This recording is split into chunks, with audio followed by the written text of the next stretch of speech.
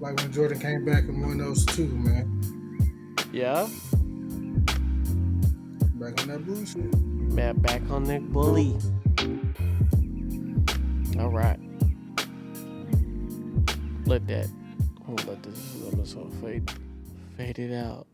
Fade it out. Okay. Nice. What's good, Chris? Yo. You know what's crazy? Oh, what? We got a new Batman trailer right after they tried to shit on them last episode, bro. It always happens, man.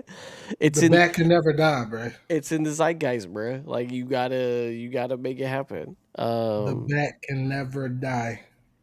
And we'll get to that very, very soon. But welcome to we're back. We had a little slight break. Timing was not the best the last time. Due to my son's birthday and other things that were happening. So but we're back now. This upcoming month should not be as crazy as all our birthdays. Me and my wife's birthday in November. My oldest son's birthday's in April. So no more birthdays on the Smith family side coming up. But yeah, welcome to episode 301. Today we're gonna just talk about all the albums that came out in August, except for the Joey Badass one that just came out literally today. Like, I mean, that's coming out here in Texas in 2 hours. But either way, we won't have me and Chris would not have listened to it in time. Right. There's just no way. So every other album from August we got, and you might be asking, wait, guys, y'all didn't touch on the Tyler, the Creator album. There's a reason for that, because Chris is not an exceptionally big Tyler the Creator fan, so I feel like it would be no point to really do it. But I did listen to it, but I feel like it would just not be like Chris is not just gonna look forward to listening to that album. So like, there's no How'd you feel? point to. I mean, it is what it says on the tin. It's a very dance centric album. It's just like a move your body type album. Um, like it's like a mixture of like Jersey Club with like his with like a Tyler Creator beats kind of thing. A lot of just upbeat. Definitely wouldn't bad. Very short, very short. I do like Sugar on Your Tongue a lot though, and I do like the song with Yeba a lot as well. But I don't like it more than Chromacopia though, if that's what you're looking for. But I get that he felt compelled to put it out. I mean, with how people received that album and then his tour, he kind of struck while the iron was still hot a little bit to give a little bit extra in there. Type shit. But yeah, I mean, but we have a fuck ton of albums to go through. I do know the album is like dance, like you said, and yes, he took a lot from Sugar Free as well. yeah, He spoke about that. DJ Quick, definitely some some big DJ Quick influences, sound influences on the album. Yeah, Yeah, it's interesting though because when the album did drop, I remember saying on here like I kept my criticism of Tyler to a certain point because we have friends that like love this guy, and I didn't want to like make them feel a certain type of way. But Ariel actually was like, yeah, like off her first listen, she was like, yeah, I don't know about this one, and it surprised me a little. Yeah, But because then she's she like hit the me biggest back. one. Yeah, Yeah, she hit me back, baby. Like a few days later, it was like it was growing on me, and I was like, that's what music is supposed to do. It's yeah, supposed to grow on you. exactly. Which will probably come into play here in just a minute about these Yeah. albums we talk about. But I will say first, up top, I do want to just talk about my son's birthday. My youngest son, Ronan, turned 1 this past. Well, really, he just turned 1 on Tuesday, the 26th. But the party was on the previous Saturday. I don't know. I'm just but he was the baby, right? He was a baby. Oh, yeah, we weren't actively trying when Right. she got pregnant. Correct. Right. He's a baby. Yeah. Yeah. I mean, if we want to get to that too, but yes, my Raiden, my oldest son, famously, if you're in part of my friend group, me and Shelby actively tried to have a kid. It took us 2 years to get pregnant. Literally, Right. we tried several times, and just it's not as easy as you think sometimes, and sometimes it is when you're in the wrong situation. Stupid easy. Yeah. So, but I just think it's crazy. We were like seeing people get pregnant, and I'm like, bro, we are trying to have a child. Like, please, like, we both got tested because we thought we couldn't have children. It was like a whole thing. But then Raiden came, and then, sure enough, Ronan came just out the packaging one day, got pregnant, and then yep. But yeah, he just turned 1. The party was cool. The theme was row, row, row your boat because his name is Ronan. We just had like a bunch of aquatic decorations, and then I had a pool blow up in the backyard for the big kids. So they all played, were distracted pretty much the whole time because the party was only like 2.5 hours. So they're out there running around. We got to have Ronan kind of open the gifts without distractions. Got a lot of clothes, which I appreciate because like he's growing out of all his clothes, and then he got some cool toys and books and things like that. But yeah, good turnout, and yeah, it was quick and easy. Cleanup's always a bitch. Afterward, the boys were both fucking wiped. Raiden was swimming the whole time, so he was super fucking tired. Yeah. But yeah, all in all, it was a good time. Um, I'm glad it's over. There was a lot of work, and then yeah, then yeah, he turned like I said, he turned one on Tuesday. Big one. Uh, so we got him to one. Didn't quite make the goal of trying to make him walk before one, but I feel like it'll happen soon because he starts daycare next week. So Let me we ask you this yeah. though. So you've been in it for a minute now. Mm-hmm. What's the difference of Ronin and Raiden at like this at Ronin stage? What would you say is the difference? Completely different. All levels. Both they're not alike in almost in any way. I'll say this: I feel like Ronin is a little bit more accepting of people. A little bit. Yeah, that I, is true. I feel So like he got used to me pretty quick. yeah, so Ronan didn't have like so yeah, if you ever met my son Raiden, he is was famously like he'd only let certain people hold him. Like he if he didn't, he would just like cling on to you like a like I used to show people like he's not gonna let go. Like I would let go of him and he would still be clinging to my shirt like a little koala because like he would not go to certain people. He would have Yeah, like a certain like face, and then if someone like force took him and he didn't want to be there, he would cry. He'd be like, "Fuck yeah, this, I don't want that." It'd be yeah. me, mommy, a Mimi, of course, and then Chris after a while. Yeah, Chris after a while. Nah, Chris Uh, day one, nigga. but yeah, so Ronan didn't never really had that problem. He was never really had a problem with crowds. Ronan is a daredevil. He like it's like if you put a block in front of if you put a had put a block in front of Raiden, he would just be like, I can't go this way. He would just not even try. It can't go this way. Ronan will fucking climb over it, break through it, do anything he can to bust through it. Um, his teething was way more severe than Raiden's. Um, Sleep habits were way different. Like Ronan has just now started to sleep through the night in his own bed. Raiden after like 7 months was like, I'm out of here, bitch. Mm, Don't call me again. Like yeah, you couldn't make him sleep in our bed. Like Ronan, sometimes if he wakes up, we'll take him to our bed. He'll just sleep in the room with us in our bed, no problem. Raiden was not having it. He would either be playing around too much or he would just be like, I don't like this.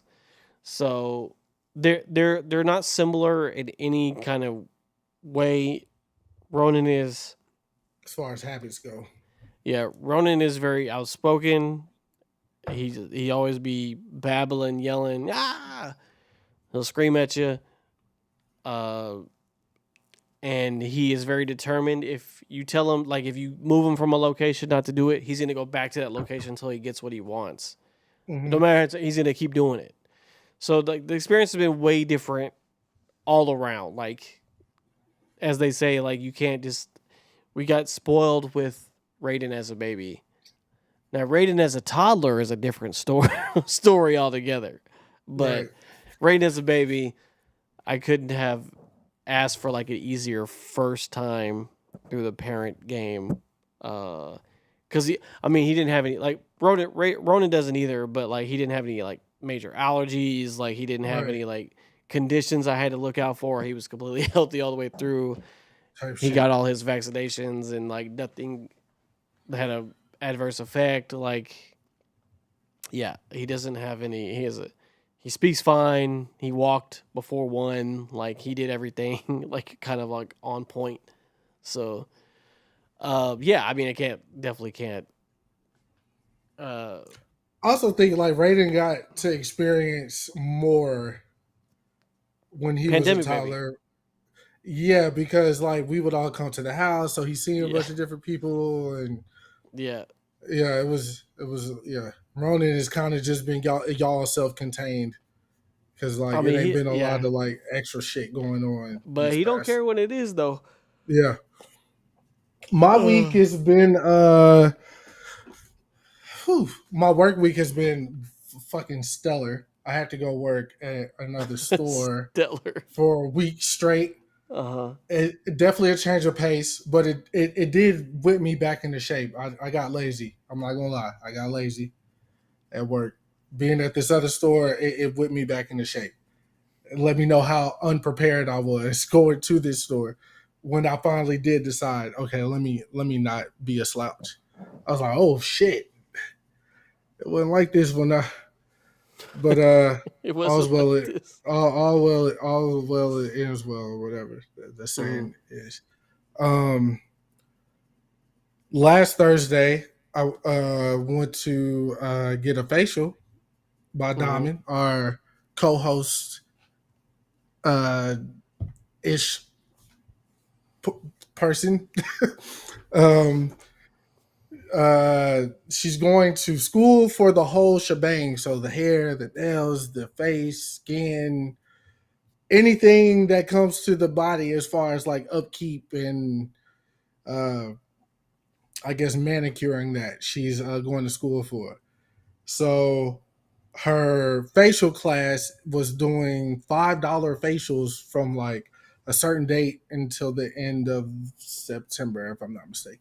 Okay. And she's been trying to get me to go, but the thing is, like, and she knows this. Dalton knows this. All our friends know this. I don't drive, so I can't just pop up and like go to her appointments when she wants.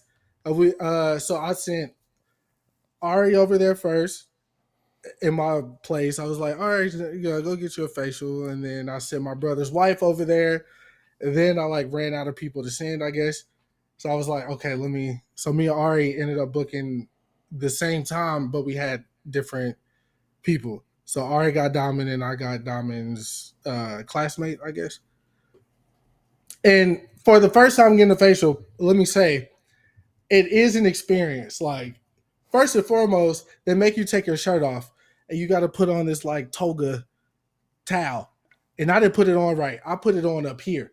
You're supposed to put it on down here. So Diamond, I'm literally in the hallway. Diamond like getting my shit right because like I had it on wrong. Thank you, thank you, thank you. Far too Oh, kind. So thank you, Lance, for following. Appreciate it. thank you, Welcome Lance. in. Let us know where you from, how you uh and what you doing tonight. So I lay on the table. And Diamond's right next to me with Ari, and my uh, facial expert is, obviously with me doing all the things. She's like, yo, this is what this is. This is why this, that. My eyes are open the whole time, Dalton. I ain't closed my eyes for a second, nigga. Oh Because I had goodness. to know what was going on Yeah, around me. It's you wanted to weird. see. It's dark. It's a bunch of women in the room. Uh-huh. They playing like jazz renditions of blurred lines and shit. So I'm like, yo, I'm very uncomfortable. So I'm just gonna stay. And Dom was like, close your eyes, you gotta close your eyes. I'm like, I ain't closing my eyes for shit, nigga. You right?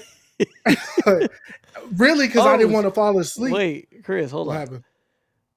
Lance is from the Philippines. What's up? That is Yo, crazy. Welcome proud in, man man. from the Philippines, man. It's What time is it out there, it's man? 10 p.m. out here. What time is it in the Philippines, man? In the Like fucking Philippines, that's man. crazy. Welcome in. I really appreciate it.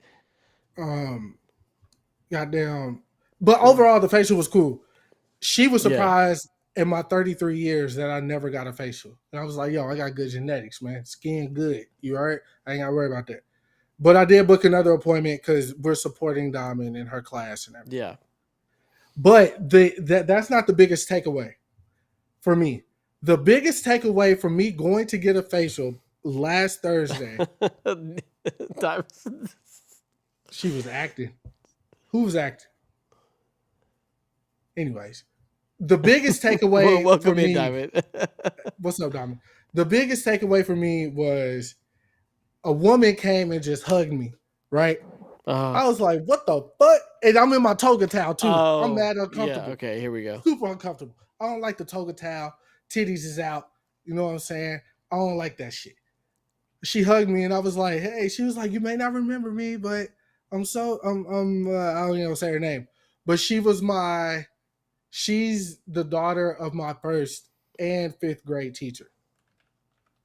And that woman, like I spoke about her many times on the podcast. But that woman was like, when you're a rapper and rappers be like, my teacher said I'd never be shit. Da da da da. Da. I had to get it. Type shit. Miss Billis was not that teacher. Chris put on his towel like a cape. I was embarrassed. Are you laughing? Everybody just relax. Okay. Oh no, So you get assaulted from both directions. Oh man. Right, exactly. So that teacher was she was not that. She was the teacher that like took my raps, graded my raps, like told me like my grammatical errors and da da da da. So like, and again, she was my first grade teacher. Then she jumped up to 5th grade and she was my 5th grade teacher. So it was like double yes. And that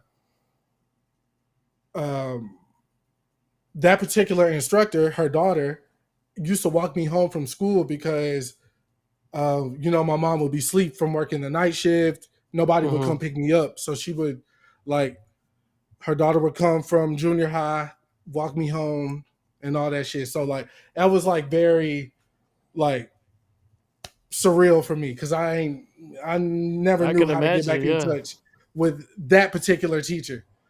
So, yeah, that was dope. A lot of the things that she taught me, I still apply to this day, too. So that's why it's, like, super surreal that I met her like through Diamond and all that shit. But yeah, that was my week pretty much. Worked at another store, went and got a facial. So yeah, we're on this week. We are talking about some albums that dropped. Yeah, I think the biggest one though, right? Like the talk of the town would probably have been Chance, right? Chance the Rapper, for sure. That's definitely the biggest one by far.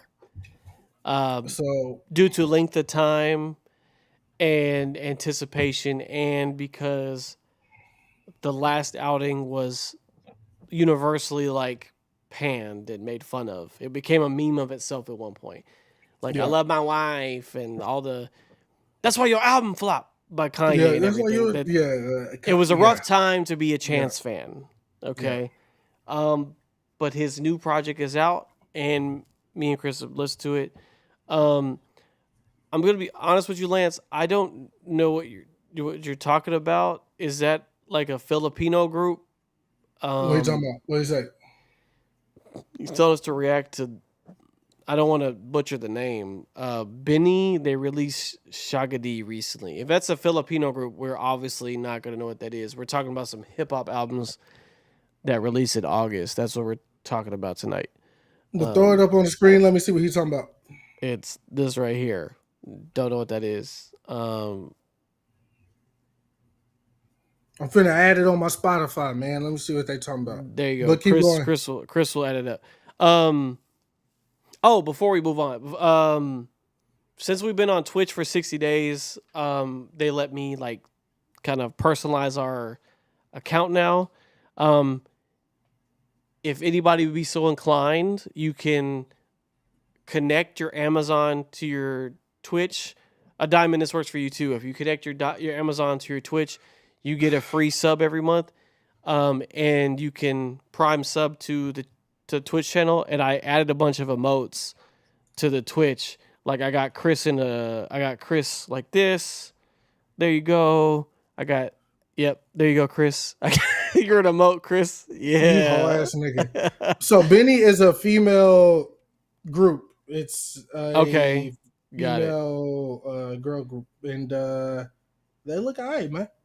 And then Chris, they got 2 million monthly listeners. I didn't just embarrass you. I put me in the do-rag too in there, okay? Okay, bet. So there you go. There's me as a do-rag. So yeah, if you connect your prop, you can actually subscribe to our channel now. And if you don't want to spend the bread, you can connect your Amazon and use the Prime sub for that. I added some emotes. We got channel points now to make me and Chris do random stuff. Mostly it's like make me and Chris insult each other. But there's stuff like that that's on there. But yeah, before we get into the albums though, there finally was What? Benny is a 8-member group, Filipino girl group, and they do. Oh, so they are Filipino. Okay. It's a Yeah, girl they group. do a Okay. mix of pop, dance, hip hop, and Filipino stylings. So Okay. yeah, I will check them out in their latest Yeah. album. Yeah, so unfortunately, Lance, I can't really play copyrighted music on the live stream because I'm on YouTube and Twitch, and YouTube will definitely shut down anything with copyrighted music if you're going live with it. So, not going to take that chance. Lance, which girl in the group is the Beyonce? If you're Get back to still me here. with that. If you're still here, get back to me with that info. Which one the Um, Beyonce?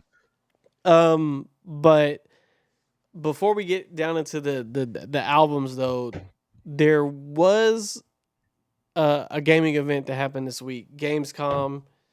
So one of the few big ones left out of the gaming ones, and there's not very many times where a gaming thing happens and Chris and me are like, yeah, let's both check this out. Like, this is dope. And it happened. It happens rarely. God of War is one that always happens.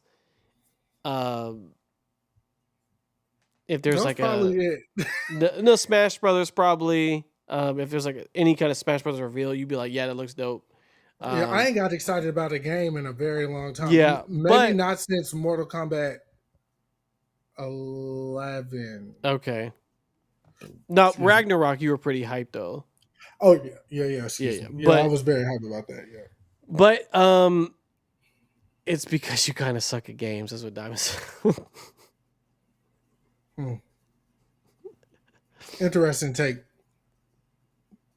Interesting. I saw it. But Interesting. there was a surprise game that actually had a very big response to it. We're gonna watch the trailer here together, but Chris was basically like, "Yo, we both got to play this shit," so because it looks so good. And like I never in my life would have looked at this game if it didn't look as good as it did. Like It honestly, looks fucking fantastic. Bro. which is really random because of what kind of type of game it is. But yeah, let's go ahead and let's play the trailer real quick. Make it happen. Let me move there you go. And here.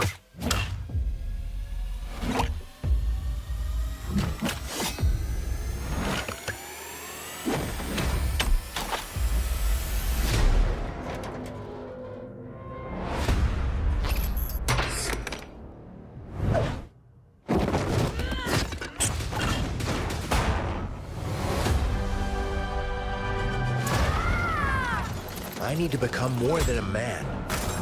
I need to become a symbol. But what did you have in mind?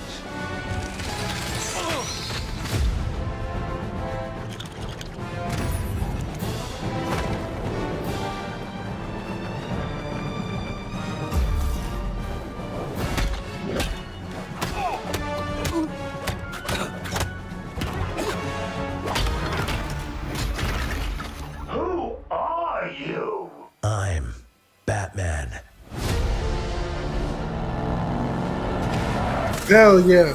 Why so serious? You want to get nuts? Let's get nuts. I'm allergic to nuts. Who's the man behind the mask?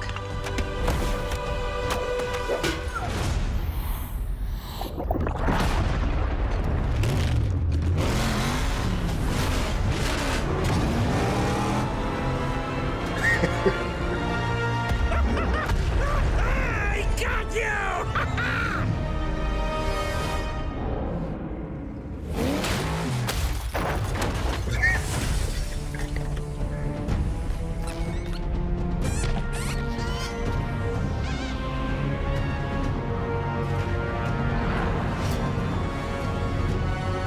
Hell yeah. Oh, you think darkness is your ally. You merely adopted the dark. I was born in it, molded by... Ah! Who put that there? I could have really hurt myself. 2026. Okay, I didn't know. Yeah. Hell yeah. So they also said Monique is playing Amanda Waller. No I'm way. fucking there, nigga. Period. Yo, so the thing is that Lego game has no business looking that fucking good, bro. They definitely took their time. You know what's crazy? There's actually 2 Lego games I'm excited to play. What's the second one? The other one's called Lego Voyager. It's the newest because there's a lot of games that have become popular that are like you have to play as 2 players, like cooperative games. And this one's called Lego Voyagers. It's made by Lego and Annapurna, which makes like a lot of puzzle games.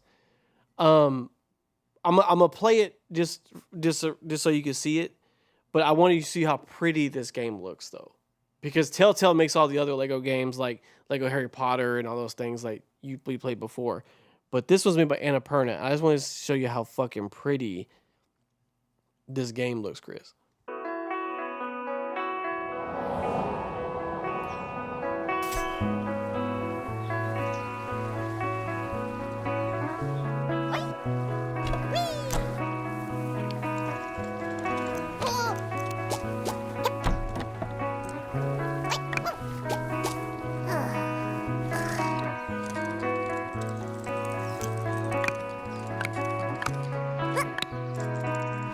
But look at how pretty this is, Chris. No, that shit look fire.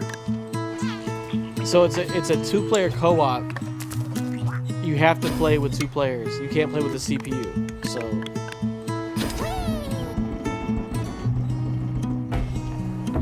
So not only are we getting Lego Batman, we're getting this fire ass puzzle game as well. I would suck at that game though. And me and Shelby are definitely gonna play it. I definitely definitely would not be good at that game. Because that game actually looks fucking tight. And very pretty, as you saw. But yeah, I mean, I didn't know in 2025 I would be excited about a Lego Batman game, but it literally has like every era of Batman as like a shout out. Like they had the Batman 1989. They did the car scene from the Batman. They got the Joker in it. And you know you're gonna have hella fucking costume unlockables and stuff too. So that you get during gameplay, not like you gotta. Yeah, which is so dope. I think that is like we're finna see the Graysons like fall from their little trapeze act and break it to a million pieces. Savage, bro. That shit finna be crazy. That is crazy. All right, well, what? Let's get into these albums. What is the first album you want to talk about? Because I'm sure some will be quick, but let me just list off the ones that we were talking about tonight. So tonight we talking about the Chance the Rapper, Starline. That's the big one. Live Laugh Love by Earl Sweatshirt. Supreme Clientele 2, Ghostface Killah. Roto by Cal Banks, and then the one that we didn't even know existed till like recently was 2 Chainz Red Clay. Little different on the list because it's a soundtrack for this like short film that he and Omar Epps made together. But it's like a 9-track soundtrack for this short film. Where's the movie available at? I don't know. Like I think we looked that up when you asked me that the last time. I don't know if it's like anywhere. Let me see. Or is it gonna be like he's just shooting a music video? I got the Red Clay film right here. They all tie together or something. So they have just submitted it to film festivals. So we don't have an actual like release yet. Got it. Yeah, and even 2 Chainz website says Red Clay movie coming soon. So like, yeah, I think they're pitching it to the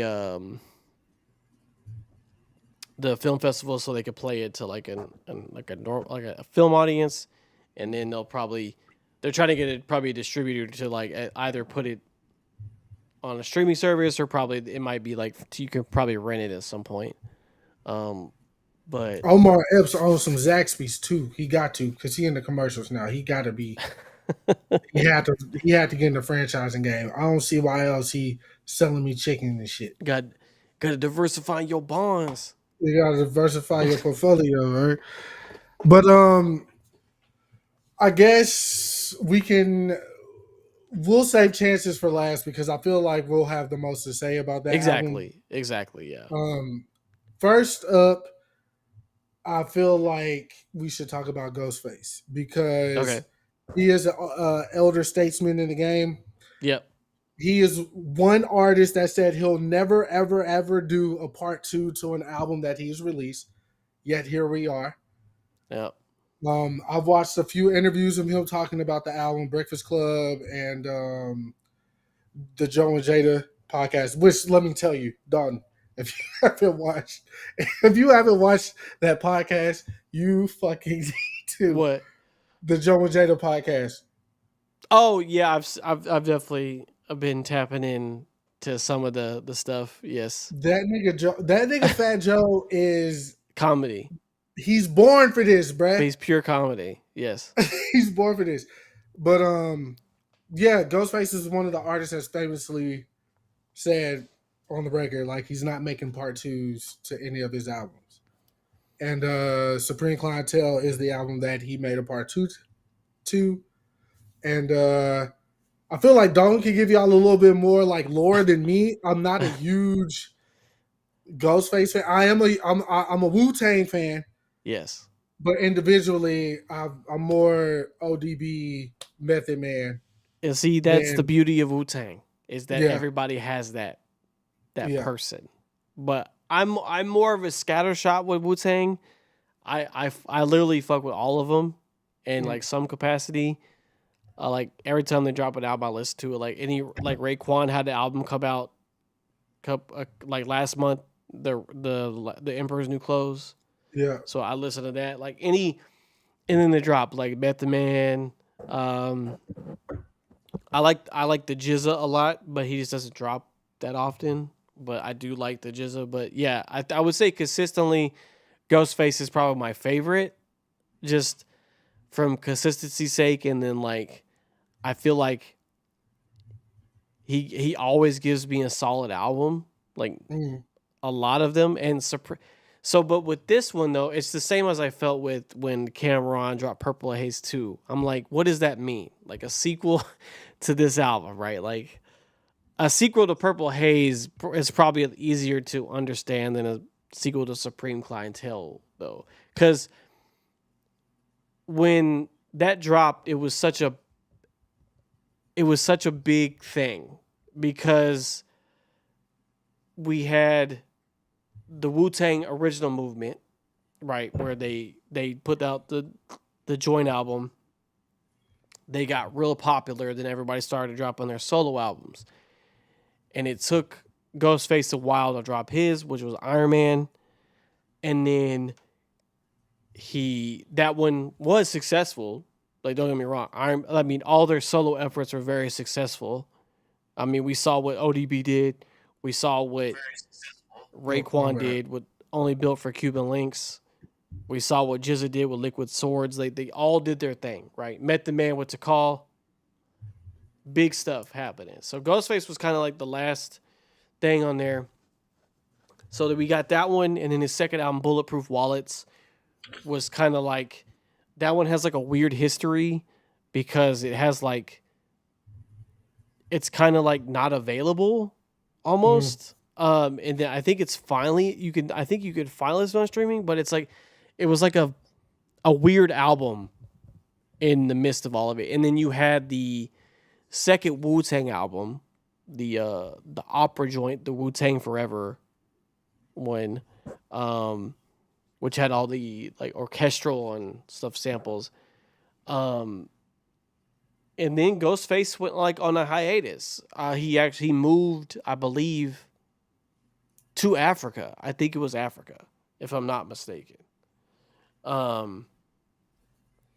And he took time away from the game to live away from New York and everything. And when he came back, he made Supreme Clientele. And I would say, even if you're not like a Ghostface fan, you know what that album is. Like you have to know. It was something that people still talk about today, like as far as like when you think about if you're like really like looking into like hip hop stuff and you start researching anything, like what album should I listen to? That one will always be on the list. I guarantee it. No matter what site you go to, you're gonna get that album on there. I would say the most common ones you're gonna see is always Supreme Clientele, Midnight Marauders. You're going to get Tupac Machiavelli on there. Yeah. You're going to get Biggie. You're going to get Biggie. You're going to get probably Jay-Z Blueprint or the fucking Reasonable Doubt. You're going to get Nas Illmatic. These are the ones that are always going to pop up. Okay. A Mobb Deep, the Infamous. You'll probably get that one too. You're going to get that one. Yeah. So like these are all like very important albums and very big albums, but Supreme Clientele had like a very specific, like it's a lot of people put it up there with Midnight Marauders as like a perfect album, and I don't disagree because it's so Supreme Clientele 1 is literally incredible. Like it has so many good records on there, and I mean. If you're like really into hip hop, you know what Mighty Healthy is. Like you know what that song is. That's the one record I feel like that transcended like time because of what Kanye and Pusha did to it later. Yeah, it's Mighty Healthy is like it's like one. It's like you said. It's like it had the joint on there. That's one of the joints. Like that, but the whole album is good like that though. And the one thing about Ghostface that I champion him over most of the other members is that his ear for beats is probably the best of all of them to me. Yeah.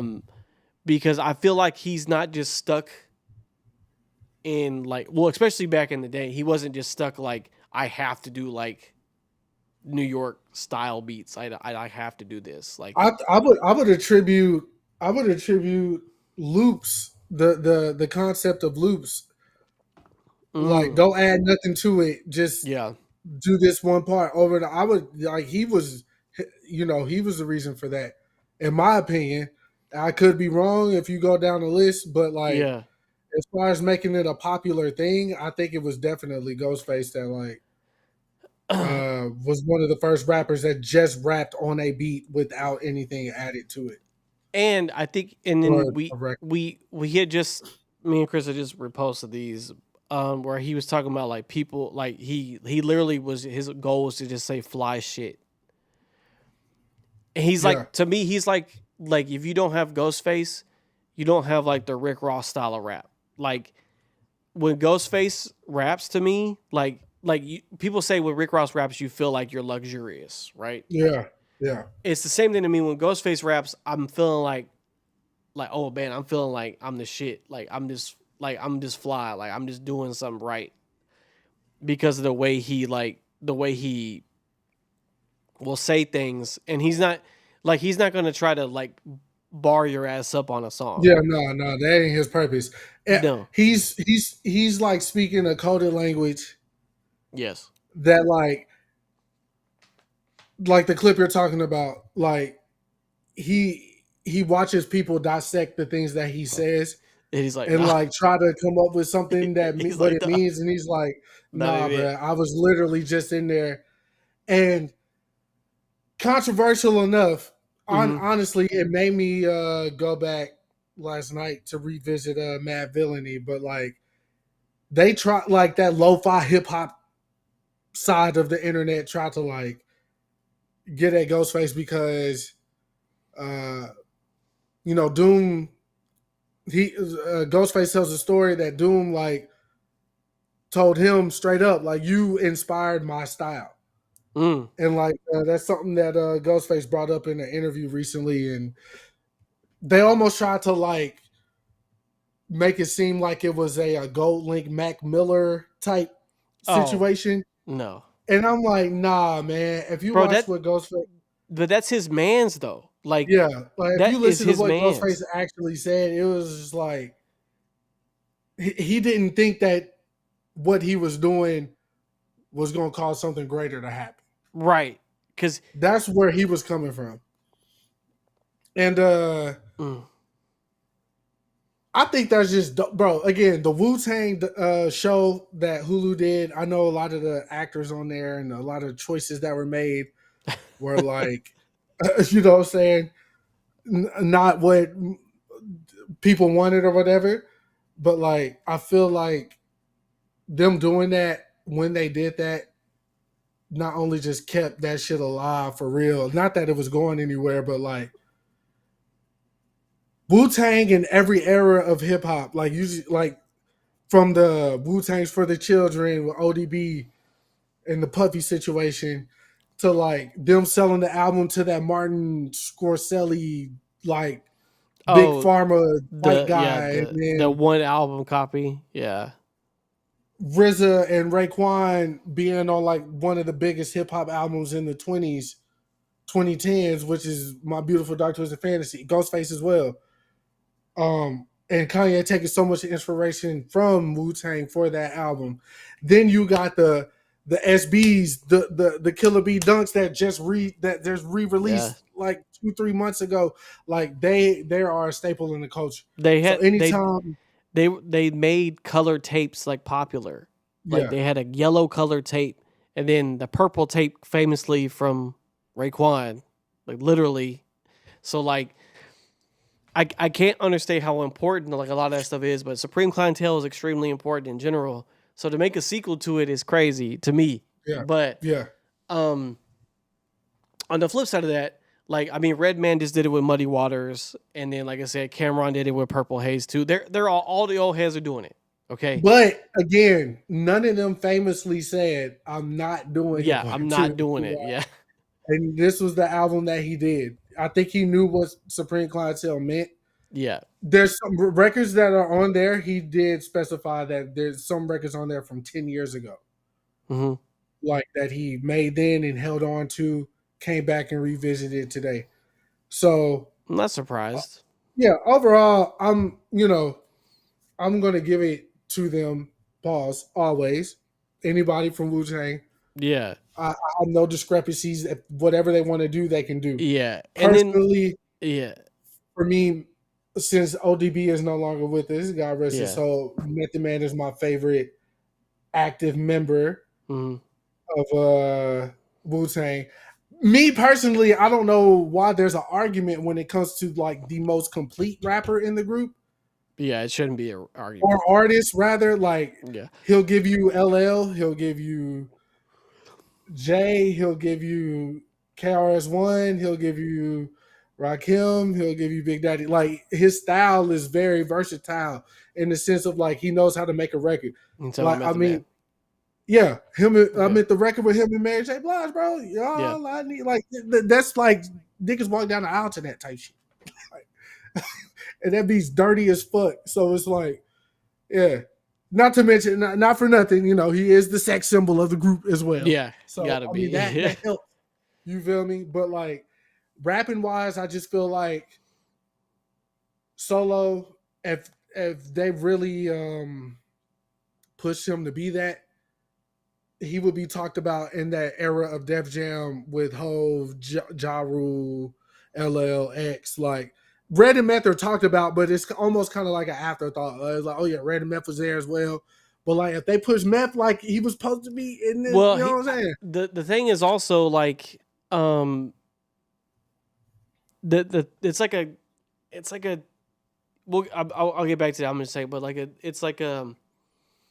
thing with Method was like, he doesn't have a lot of albums. Like he doesn't. Not to like necessarily his fault per se. I mean, he was there for every Wu-Tang album, and then he started acting and doing other ventures very soon because he was a sex symbol and he was like the kind of like one of the faces of the group. Like he was the one that, you know, they wanted to visibly put out there to see. And that's not because, like, I would say, like I said, the most consistent released is Ghostface. Like Ghostface puts it out like either an album or 2 albums out every year. Like there's no question. I know I'm going to get a Ghostface album at some point. That joint he did with Bad Bad Not Good was fire too. It's that album is one of my favorite he's ever done. Yeah.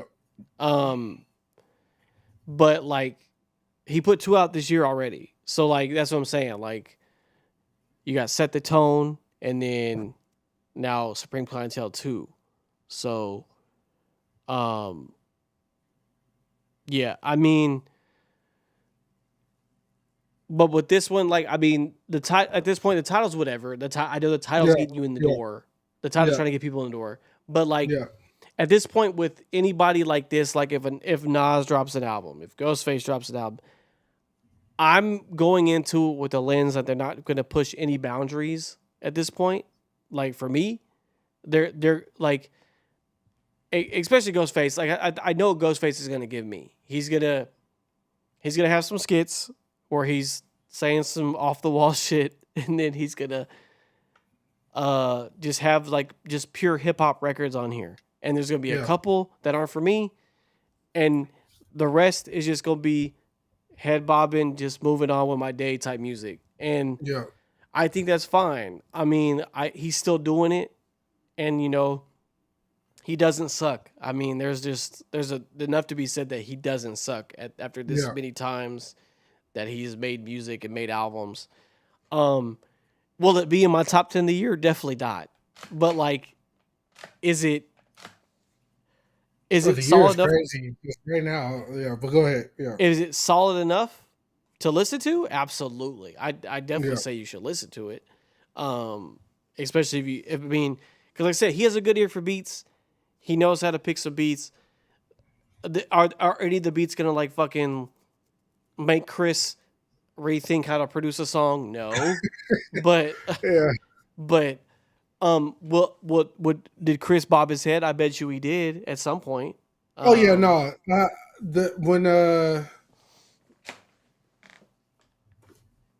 listened to the album, I was like, for me, honestly, when I went into this Ghostface album, I was like, let me see what this shit about for real. Yeah.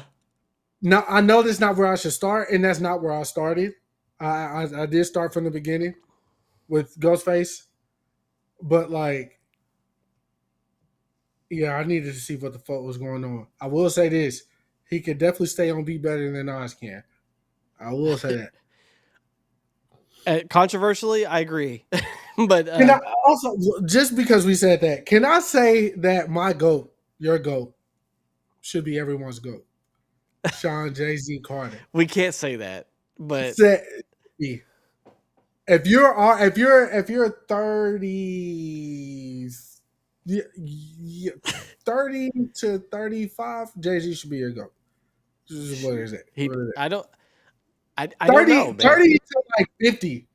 Jay-Z should be your GOAT. But to 50, it's gonna be like Rakim, bro. Like maybe right on the cusp.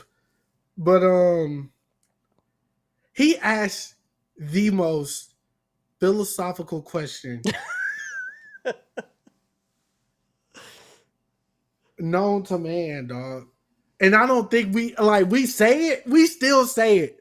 That's how I know it's like, you know, but like if you really sit and think about it, is it Uchi Wally or is it One Mic? Or is it One Mic? Like, which one is it? Which one is it, bro? Because that still rings true today. We just went through this with Drake and Kendrick. This day, dog. Is it Uchi Wally? We just went through this. Kendrick literally said, pick a lane and stick to it, bro. Pick one, please. There has not been a question posed in hip hop.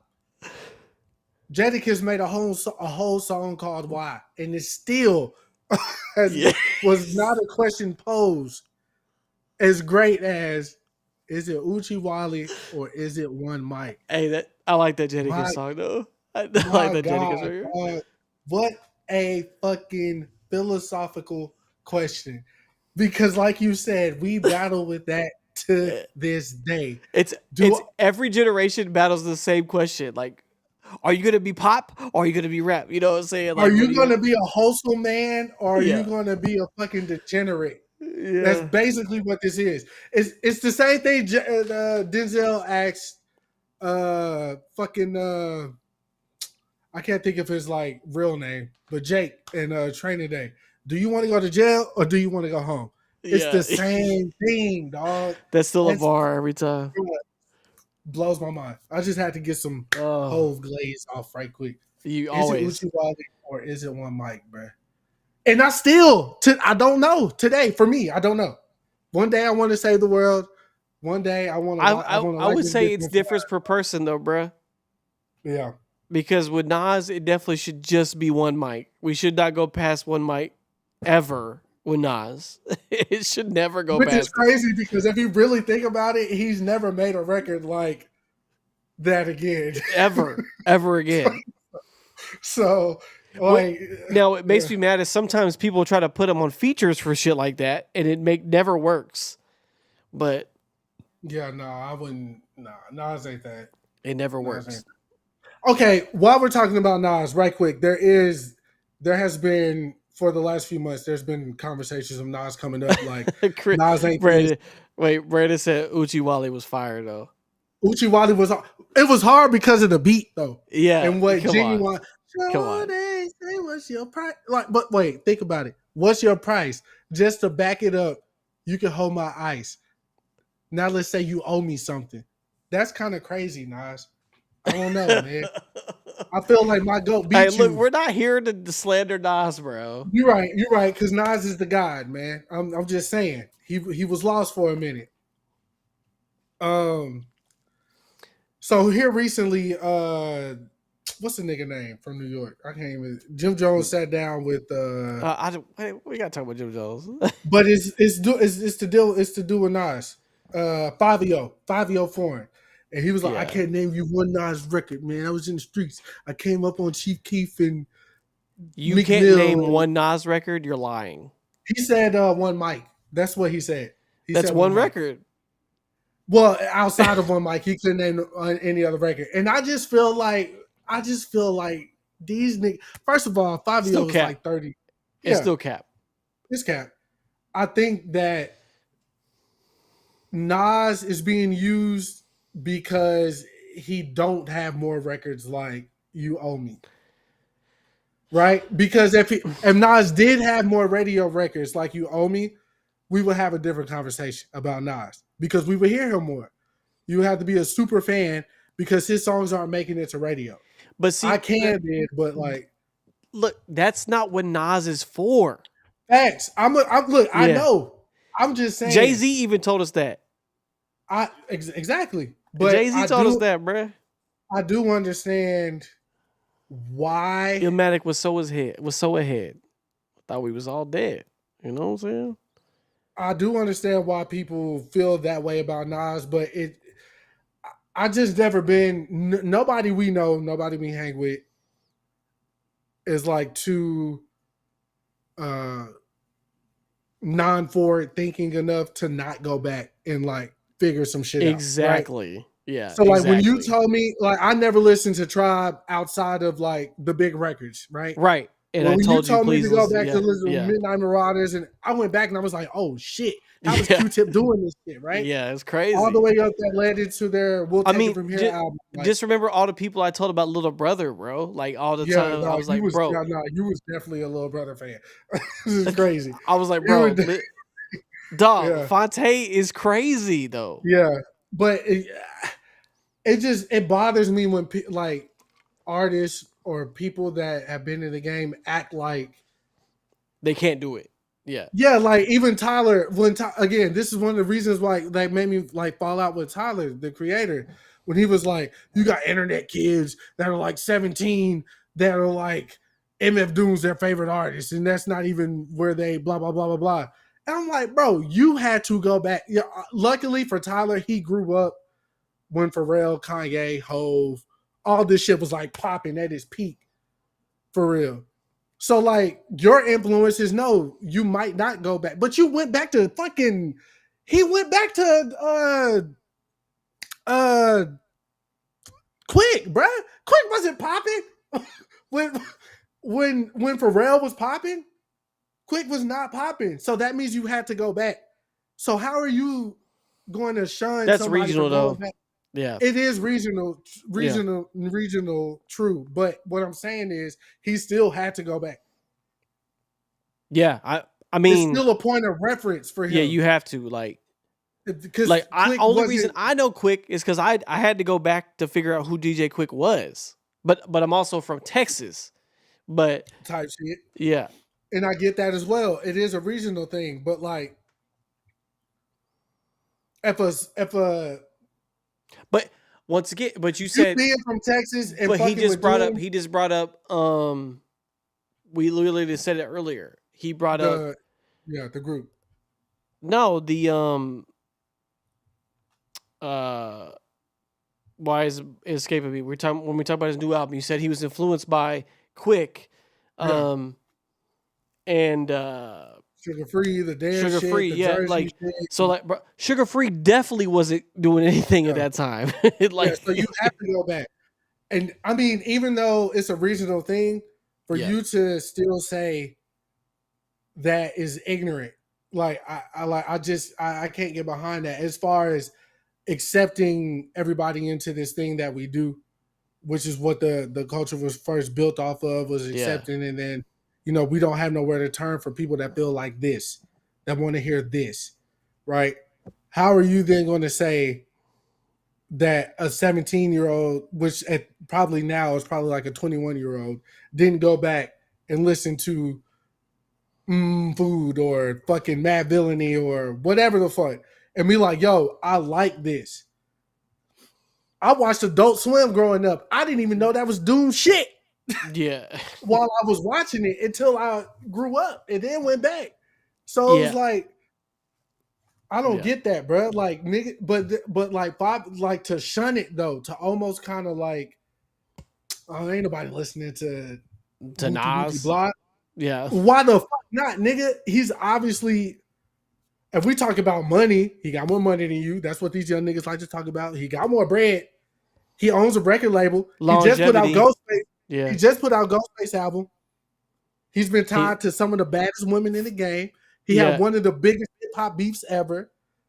He's went platinum. He's went gold. He's had top 10 records on Billboard. Like, why don't you study that? It's crazy, bro. Like, and the new, more impressively, he did it without all the radio shit. So type like, shit, bro. What Just did he because do? this nigga is nice, bro. He's nice. Yeah. He's saying some shit I want to hear. And I'll put him up against anybody.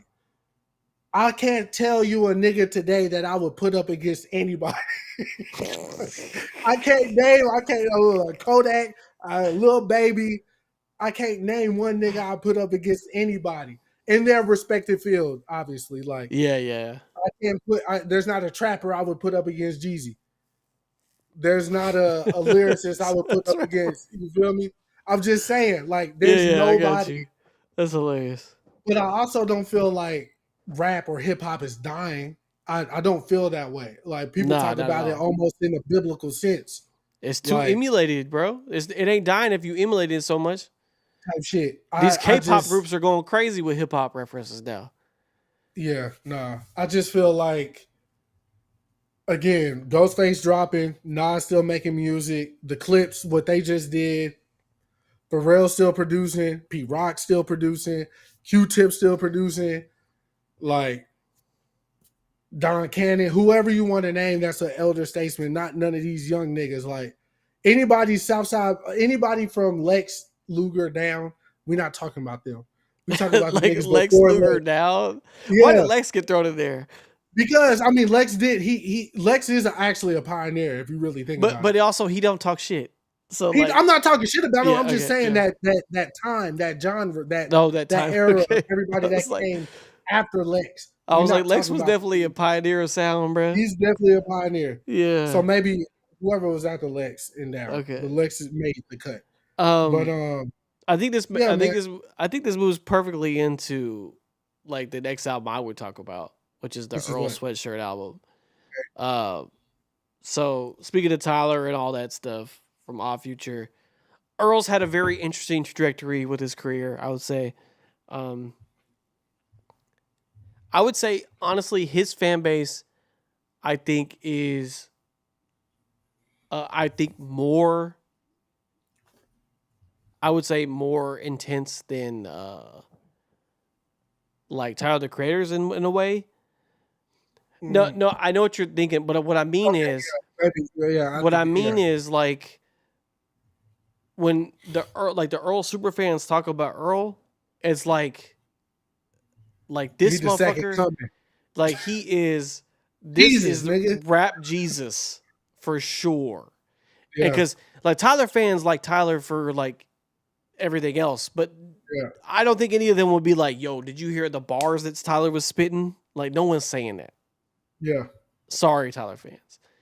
But Earl though, Earl was like the one lyrically on Odd Future that you were like, "Yo, this kid's a problem." Like I remember when Doris came out, I was like, I said those words. I said, "This kid is a problem." This kid is a problem. Yeah. I can guarantee Brandon was like, "This kid is a problem." But like, No, Earl always was great. Him and Damo, man. Shout out to Damo Genesis, man. yeah, Damo was super slept on. Yeah. Like I feel like he was very underserved. But Yeah. like Earl had a very interesting and Earl is like he kind of does the Frank Ocean model where he just drops when he wants to. Like it doesn't have any like mega rollout. And his music style has changed severely in the past years. And now he's a parent. Okay. Too. But I will say immediately with any Earl Sweatshirt album, this is definitely not something that you like that you can just show somebody immediately. Like this is No. and you have to want this type of music. It's not going to be readily available like to digest by anybody. Like the beats are very off kilter. His flow can go from normal to just complete mumbling. Like you don't know what he's going to give you on these records. Because like you said, you try to listen to it, you're like, I can't do it right now. Yeah. Because, and I get it because he has a very lazy like flow, and then his beats are just like usually just loops, like, and then like they're not just like any normal loop. It's like they could be a loop with no drums, and he'll rap over it. And then it's cut in a certain way Yeah. where the loop starts over. Yeah. Now, yeah. my favorite thing about Earl that I think is underappreciated from artists is they respect your time. And and Earl Sweatshirt has always respected my time with the length of his songs and his albums. Because I think he knows the kind of rapper and artist he is. He's not trying to make this like real intricate record. He's just going to give me a few bars and he's going to move on with his life. And I appreciate that. This album is 24 minutes, bro. It's 11 songs, 24 minutes. So I didn't mind spending part of my day listening to this album. Is this album and like amazing and incredible? No. Are there some joints on here? Yeah, Static is hard as fuck. But like I wasn't, when I turned it on, I was like, this is gonna transform my day. Like I didn't turn it on thinking that. But I was like, let me hear what Earl got right now as being a new father and everything. And I mean, his style didn't change up too much from his last album, to be honest with you. But I'm not mad that he made another one. But is it like, once again, like I said about the Supreme Client 2, is it in my top 10 albums of the year? No. But Did I mind listening to it? No. And did I keep it in my library? Yes, I did. So that is the biggest tell. If I kept it in my library, that's a good sign in general that I'll listen to it again. And I listened to it twice because it was so short. So I listened to it twice. To be fair. Um For me, not too much else I gotta say. I mean, I can't say everybody should listen to it because this album's not for everybody. But if you like what Earl does, check it out for sure. word. So look, I like words a lot, and I like what niggas. I like what words mean, and I like how words. like I like how words. I like how words are delivered more than maybe the words themselves sometimes. Okay. I don't know. I don't want to be wrong in this, but this kind of rap that's like run on sentence, scatty, jazz esque type Hey, of flow. Don't bring jazz into this. I'm not saying I'm not gonna disrespect it. I'm just saying, like this type of style. I feel like Jay Electronica and Hove just did that on the written testimony a lot, where it was kind of like run on, just get this thoughts off, let me just rap to the beat of my own drum. It's definitely an acquired taste, and it's definitely a skill that not everybody knows they possess. Like everybody can do it, because that's probably like the purest form of like rhythmic like vocalization that you could do is what Earl does. Yeah. He don't change his tone. He don't get loud. He's able to like just keep a thought going in a certain rhythm. Cool, fine, perfect. But yeah, there is a time and a place for that album. I don't think it's a like work friendly unless you got like an office. Definitely not work friendly. Yeah, like unless They'd you be got like, an turn this office shit job off. where you can sit. I had it going on my JBL while I was at work because I was stationary at that time. Did they tell you to turn it off? No. Okay. Nobody said nothing to me about it. But I was just like, this ain't where I'm at right now today. It was a Sunday. I was like, this is not where I'm at. So I turned it off. But Earl to me is probably, like you kind of said, alluded to, he's the most interesting artist from that whole collective.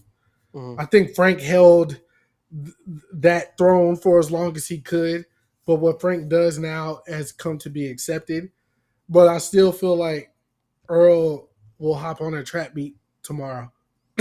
Yeah. So like that's where I'm kind of like, yeah, you're still surprising me. You're finding new ways to surprise me.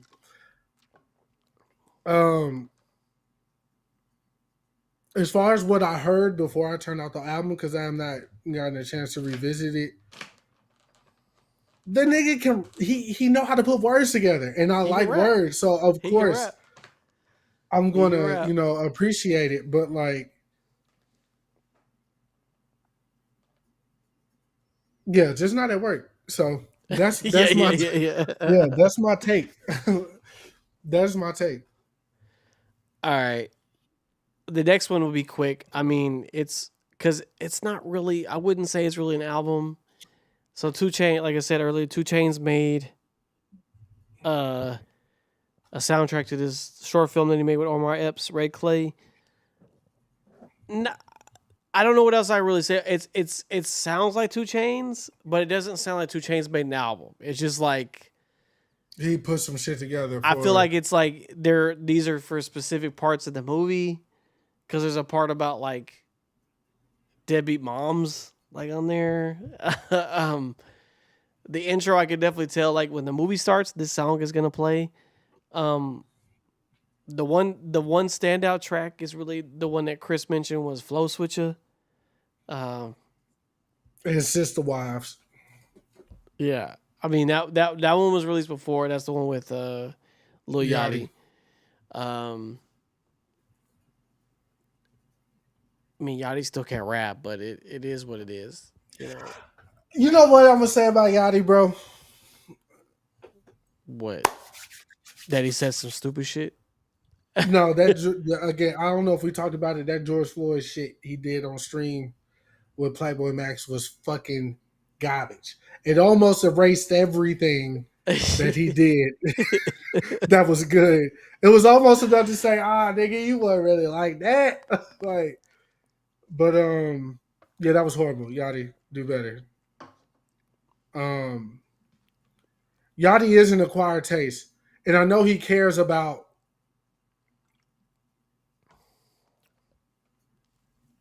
what he's doing because he does outsource. So I think there's certain times where he wants to get his artistic shit off that I just don't think people want or appreciate. But like Poland was exactly that. That was just him doing some shit. And his sister leaked it on accident or purpose, whatever. And it went the same way she leaked Strike. And you know how I feel about Strike. You know how I feel about Strike to this day. So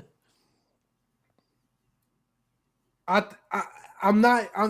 give him the respect of him trying something. And like even the record he did with Cole, like that's a bold feat to like do that. And Cole definitely like, kicked his ass. Yeah, well, duh. Like it's no like he It's kicked fucking his J. ass. Cole, bro. But you got to think about something though, Dalton. Yeah. J. Cole did the video. Yeah. No, before that, he sent the verse back and did the video. And it don't sound like something that he phoned in on some like, let me just do it or whatever. Like Cole really got off on that he went shit. crazy. Yeah. And the video was fire. So like that's how I like kind of like gauge when artists that I respect realize that there's something happening that like I want to be a part of and it makes sense. I feel like Yachty made sense because Cole's mind, like that rapper's mind. Like it'll be the equivalent to like fucking,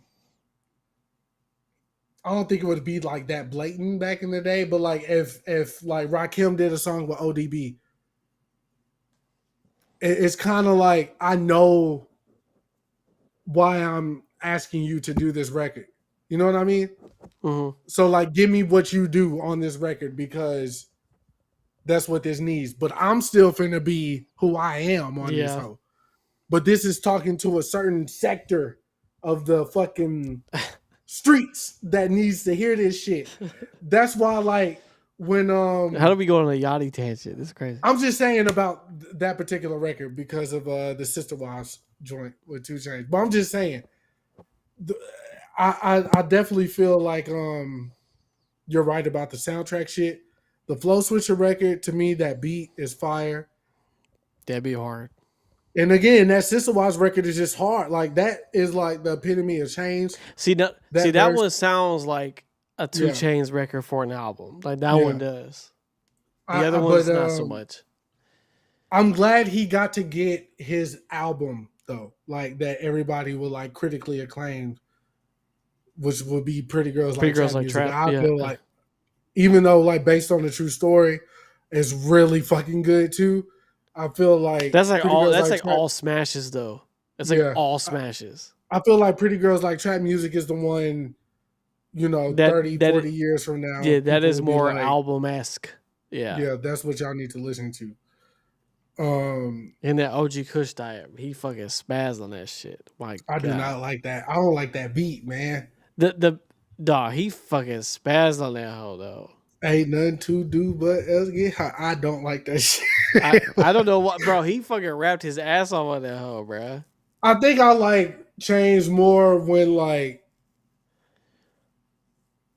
Change is good. Period. He always gonna say something that just that you're not expecting at all.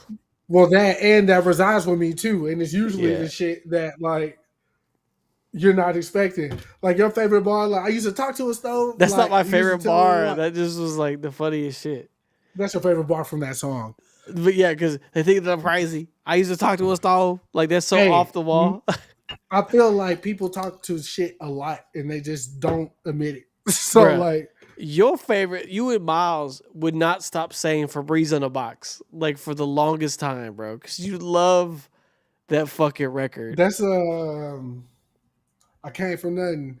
Yeah. That's really my shit. My shit from 2 Chainz is But you used to say I put Febreze in a box. You used to say that is all the time, bro.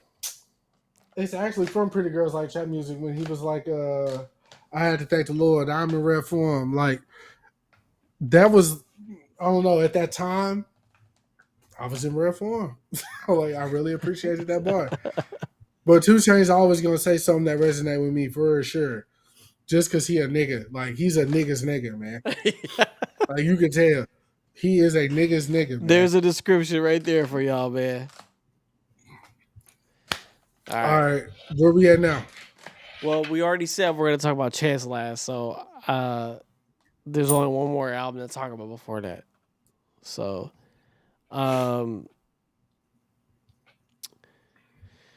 we alluded to this with the episode with BX, but I think it had just came out at that time.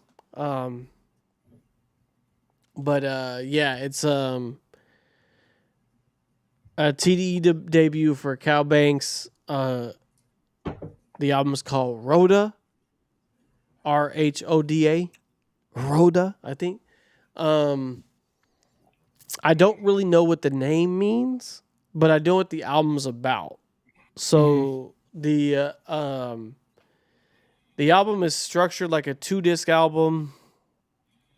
It's 25 records. Has a plethora of features on it, from Isaiah Rashad, Guap Dad, Maxo Cream, Smino, Buddy, Daylight, fucking Rose Gold. Like, yeah, just basically all the people that have Dreamville sessions and like TD affiliates and things like that. But this album really is about like his mother, who passed away, I believe, last year, and kind of like him dealing with that. I mean, the first song, Sequoia, is about like says, I used to think home was just a place, but I know now it's like a feeling that you get. And he said, I like, now it could be like anything from what you see, smell, or taste, like all that stuff, like all the stuff that reminds him of his mother, basically. And then sprinkled in through the album is like voicemails about people telling him to answer the phone because like you can't like go into hiding. Like he's like, one guy says like, hey, no one can prepare you for this kind of situation, but like I know that not talking to somebody that's not going to help you. So it's like sprinkled through. Of course, there's like record for the bitches and shit on here as well, but like that is the through line through this whole album. I will say that. Like there is definitely a lot. Like there's a lot of songs about his mother. Stay With Me is one with it's like church organs and like literally saying like, I know you sent me a message from heaven. I ain't crazy. Like that type of thing. But what surprised me the most is I didn't know he was gonna be rapping on this motherfucker. So that's what surprised me the most. So is he barring up? No, definitely not. Like not even the slightest. But I don't think that's really what he was going for. I think a lot of his stuff is mostly like vibe filler for like the features that he's with. I mean, he made every beat too. Like he's producing all these records. 25 of them motherfuckers.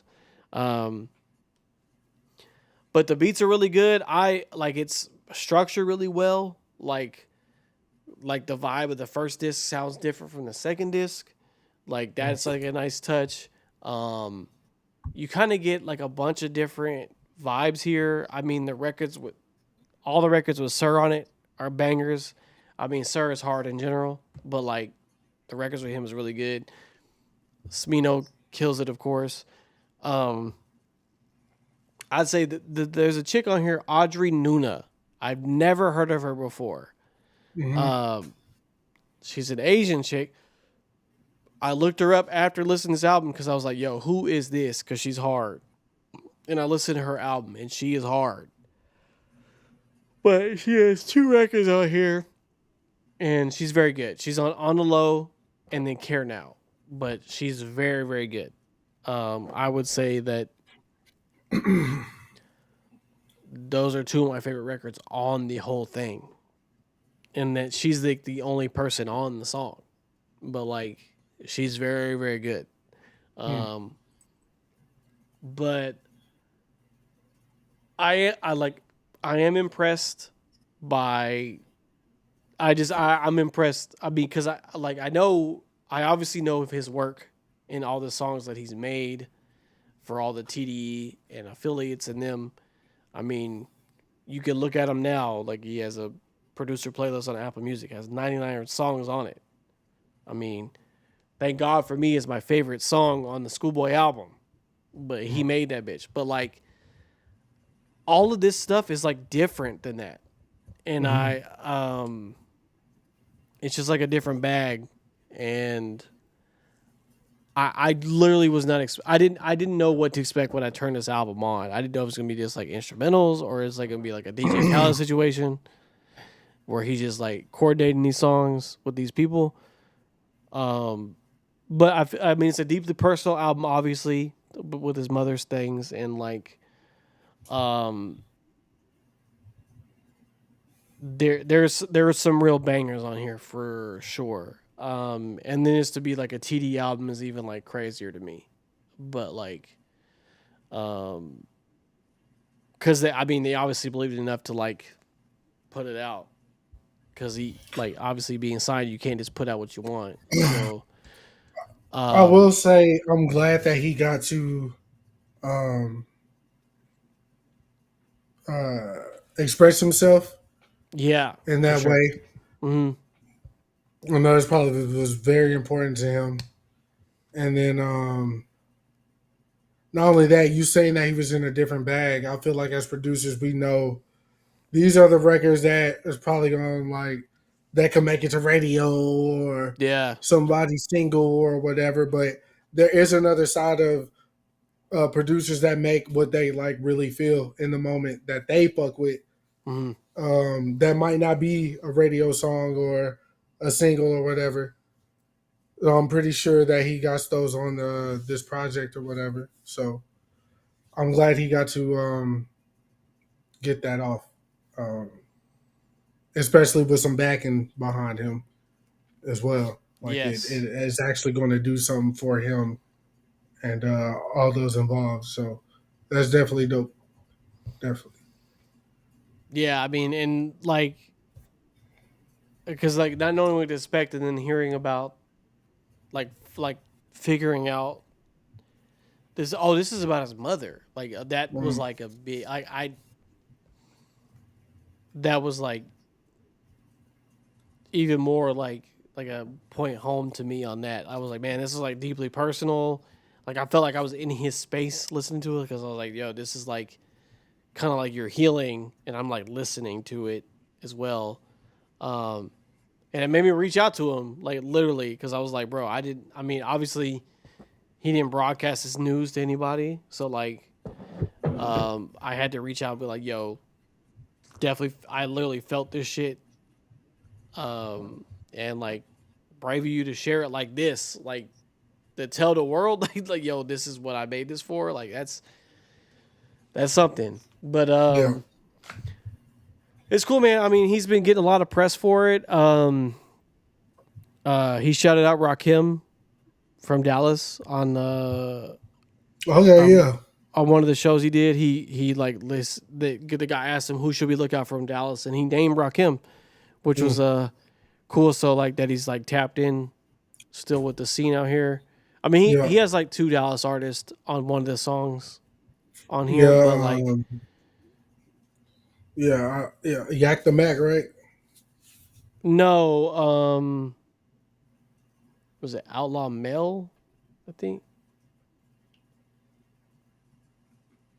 or is it? Yeah, I think it was. Yeah, I think it was Outlaw Mel. I think. No, or King Milo. One of the two. One of those 2 guys is like a Dallas artist. But yeah, it was cool. I mean, he's got like an art showcase coming up. He is like I mean they're doing stuff for him. So like I mean that's cool that TD is like actually like pushing this, because I mean I know he's not like a SZA or Kendrick or like any of the big guys, but like it's cool that they're doing this type of stuff. And I mean, who knows how long he's been like working on this album, but like I was pleasantly surprised, to be honest with you. Yeah, I mean, I definitely got some songs in rotation from this bitch for sure. So, yeah, I mean, I mean, I hope it does well, and he gets a lot of motion from this for sure. I mean, he's doing well anyway, but like, I hope he gets like some real looks for this. But here we go. We made it to the star of the show. Literally, no pun intended. Chance the Rapper, Starline, has been released. The first album since what is that bitch called? The Big Day. The Big Day. The album that almost everybody hated. Literally became a meme of himself because of that. That album came out in 2019. It has been 6 years since his previous album. And boy, these Chance fans could not have waited any longer. They have been nonstop talking about Chance as one of the greatest. I remember at one point Chris said Chance might be the best rapper alive at one point because of the intro to Life of Pablo, Ultra Light Beam. I'm not gonna lie to you, Dalton. He still might be. Okay. Okay. He still might be. And I'll tell you why. All right.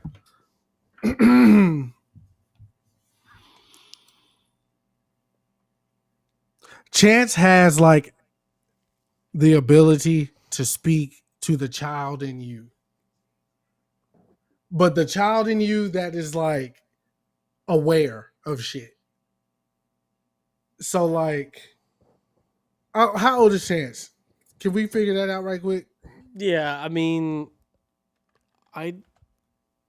he's 32. Yeah, okay. Chance is 32 years old, bruh. I'm a year older than Buddy. Every time I hear him rap, it takes me to a place. And there's not very...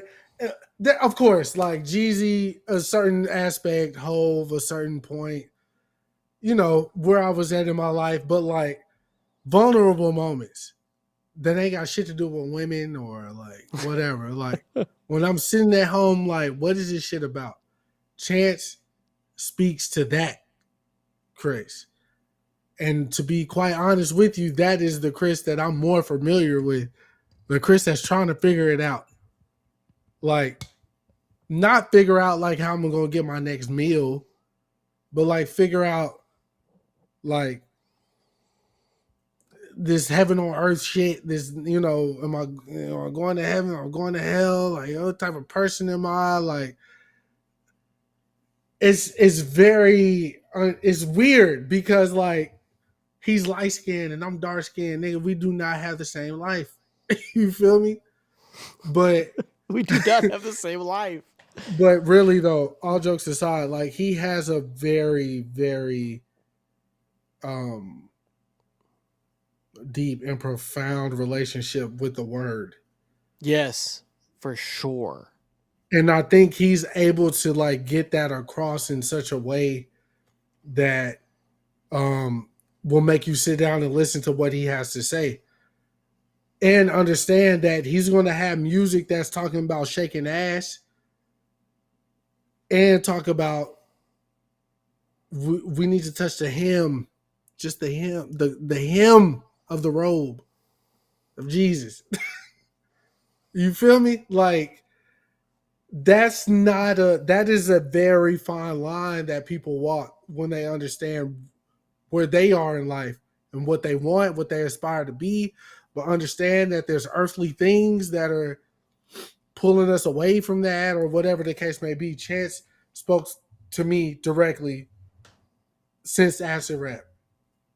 So the big day, I didn't think it was as bad as everybody made it to be on Twitter. But Twitter at that time, right before the pandemic or during the pandemic, I don't That remember. album is No, it was during the pandemic.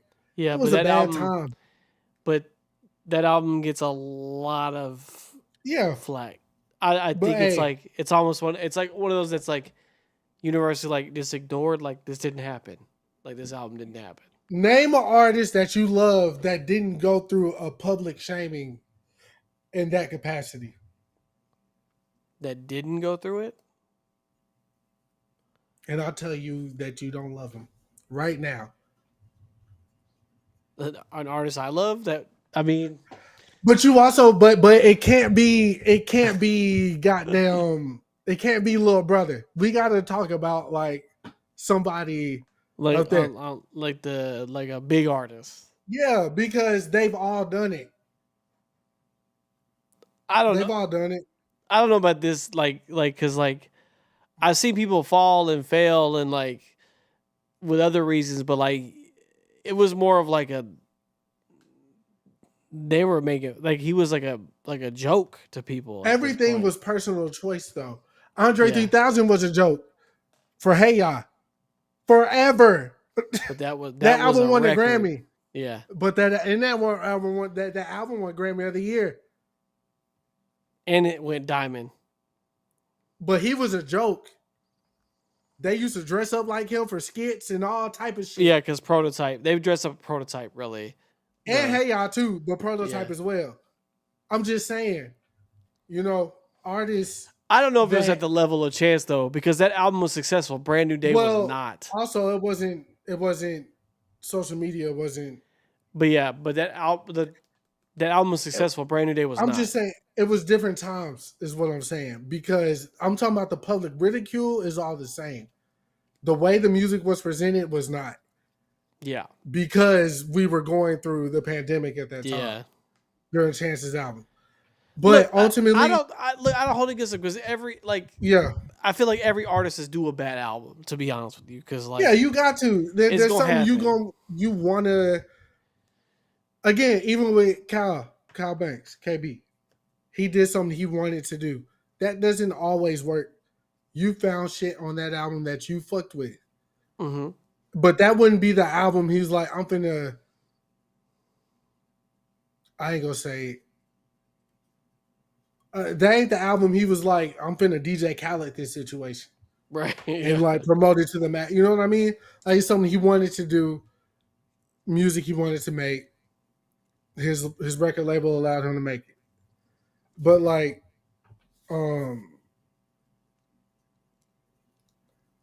I didn't think the Big Day was all that bad. This particular album that we're on, Starline, there was things in there that spoke to me directly. One song in particular that I'm not moving off of is Just a Drop, featuring Jay Electronica. I feel like that record is healing. I feel like that record is like That's a everything really good record, man. a hip hop song should sound like in 2025.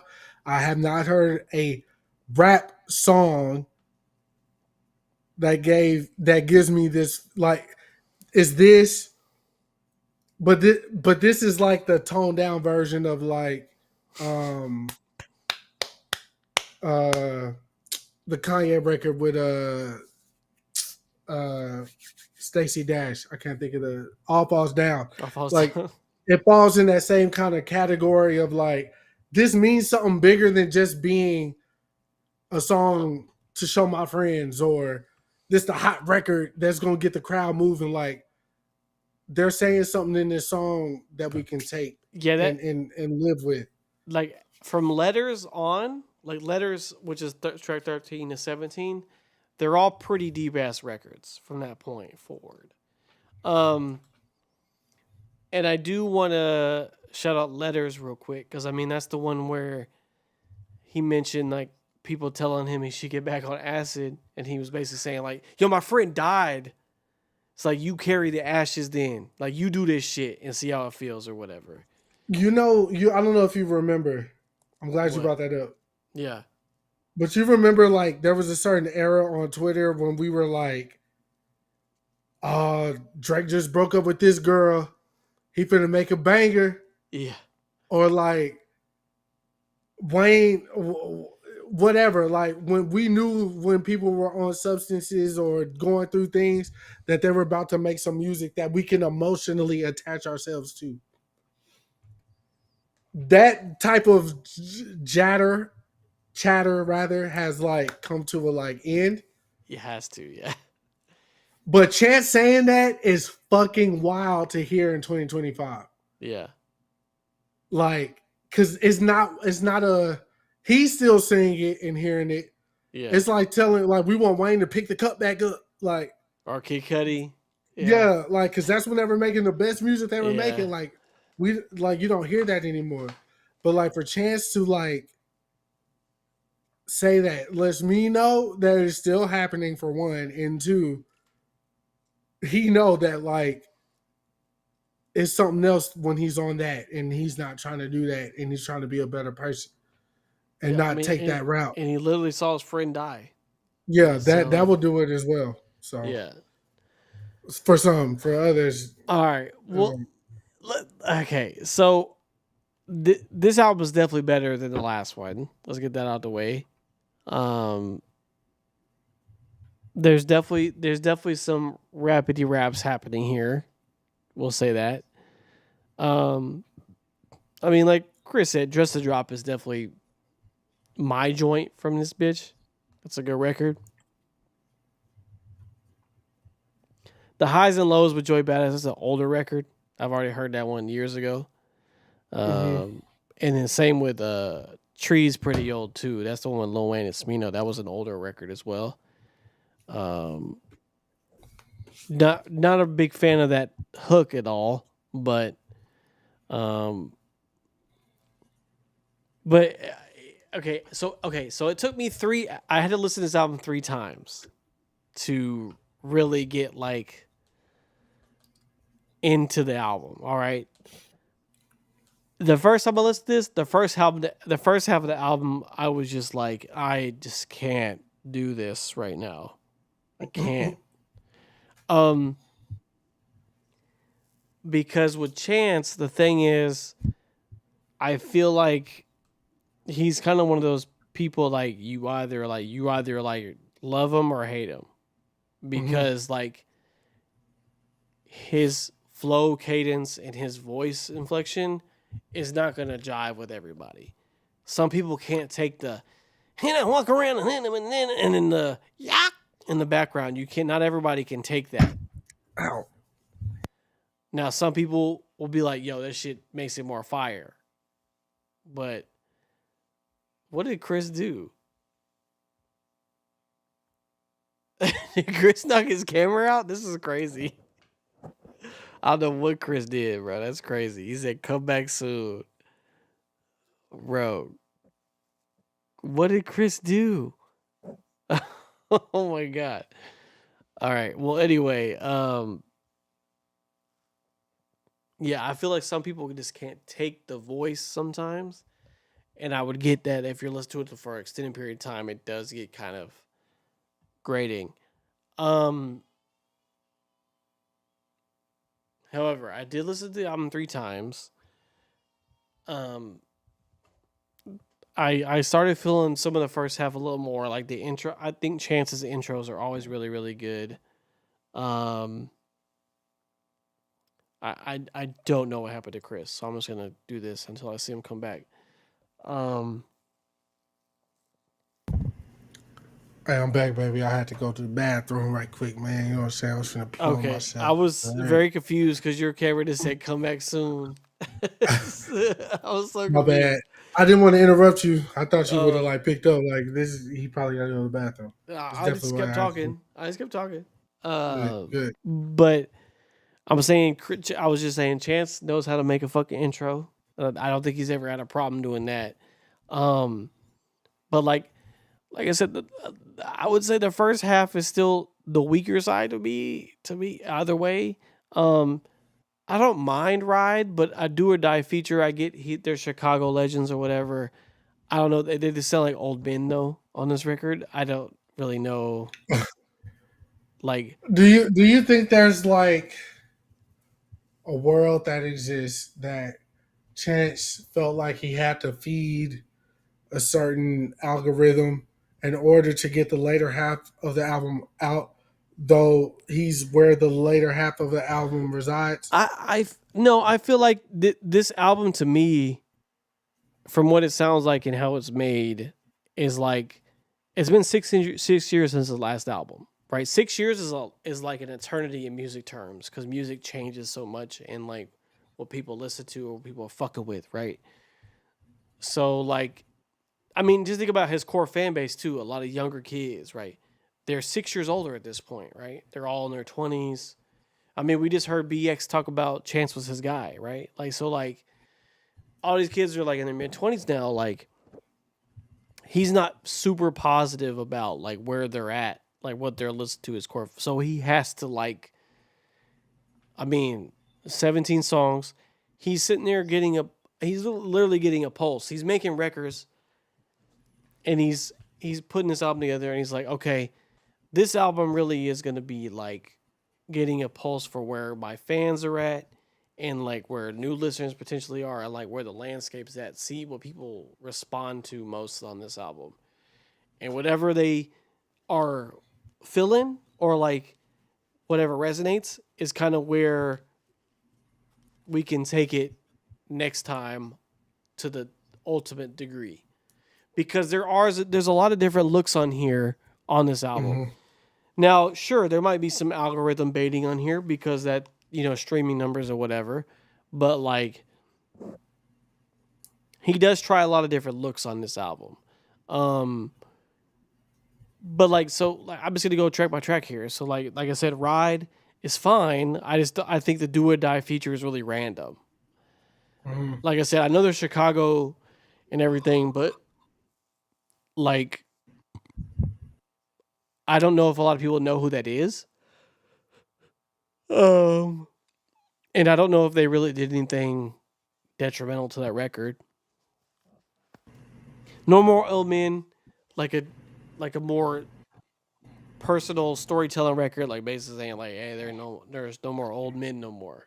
Like everybody's just kids now. Like even when they are getting older, they're still like knuckleheads or whatever. There's no like people putting you on game anymore. That type of record. That record's fine. I can't really talk about number 4 because of the title, so I can't really talk about that one. And I'm white, so I can't really talk about that record. So Chris, if you want to look that one up and talk about that one, that one's fine. But The Negro Problem. Yeah, I can't talk about that one. So yeah, we would have got canceled. I mean, at the end of the day, he's saying you're like our struggle's all the same struggle, basically. Like is what he's saying. But like I don't want to be the one giving analysis for this record. Like so. But track 5, I absolutely detest with every being in my body, every microcosm of my being hates this song. Drapetomania, hate it. Don't like anything about it. Baby Chief Do It is terrible. Don't like anything he does. God awful. I love that little nigga, man. That motherfucker sucks. And now that he said he chat GPTs and he still sucks, it's even worse. Like that's just. I'm mad so that he bad. said that. He could have kept that to himself. Nobody would have cared. Just so bad. Like you just keep putting out that. I don't like it. I was pissed from Chance first on though when he said, "Bitch, talk to her crazy." I said, "Don't say no more." I was like, "Yeah, I'm off this record for sure." Back to the Go. This was the one that people couldn't shut the fuck up about online because Vic Mensa's on it. I really don't like this record either. I'm tolerated because Vic Mensa was actually really good, but I don't like Chance's delivery on this one at all, especially when he was like, "Try to go back in time like a time machine. I'm back on my feet like a time massage." I don't like this record. For the most part. That's a bar. You know what's crazy about that though? Yeah. At least 2 or 3 times I've thought to myself how he could have done that bar, and I'm like, there's no other way. Oh, there's no other way. Okay. To say that, because obviously the play is there's feet on my back. I'm getting a time I massage, understand. right? I understand. There's no way to say that, but it's so hard to say. But like, yeah, but and that's what I'm saying. Like, it's hard to say, And then, like, but the you delivery have is to just say not it. good. The delivery is not good in this record Nah, bro, that was because usually Chance's flow is like on point. but I not on know this that that was fucking hard, but he thought of that. It was like, fuck, I'm back on my feet like a time massage. It's fucking hard, bro.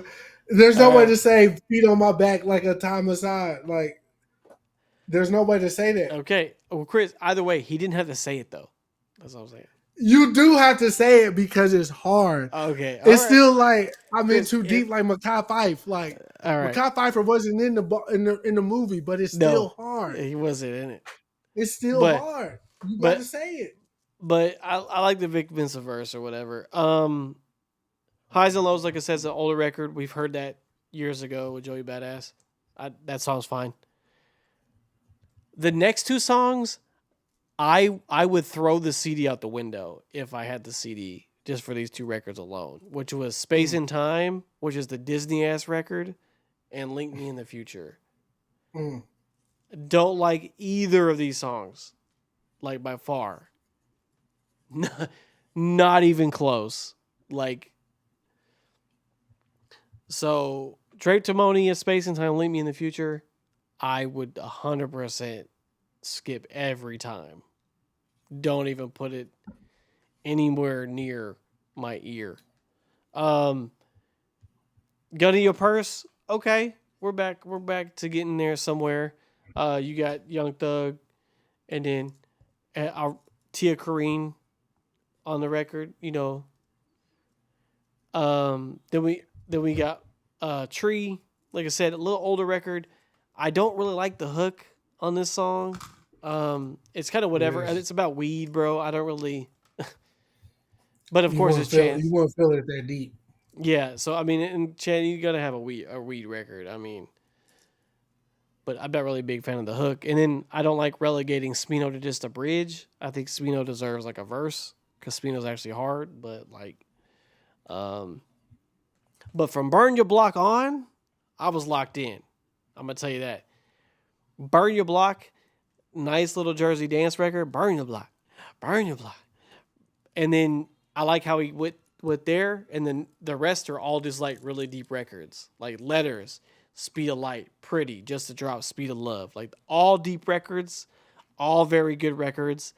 And I was like, this is the pocket I want him to like really encapsulate. And then like when he gets to more of his like upbeat records, to not do what the fuck he did earlier, but like, especially not Drake Timoni. And I don't ever want to hear a song like Space and Time ever again, unless it's on a Disney movie, because that's what that sounds like. But yeah, I enjoyed the album. Like I said, before I even listened to it, I saw people on Twitter saying like Chance is back. It got me very excited. Went to the album myself. Again, Don's right. The later half of the album is where I like my love for Chance comes in at, but I'm not mad at the latter half. It's so weird because like ever since the battle, people have been saying, "Oh, rap is this or rap is that," and we've gotten all different types of music that came out, like from like a big level of artists to like niche artists. So it really just like led me to believe like the people that are saying like rap is dead are the niggas that don't really care about like hip hop at all. Like it's just the niggas who like Drake and miss hearing him on everything. But there has been some music that like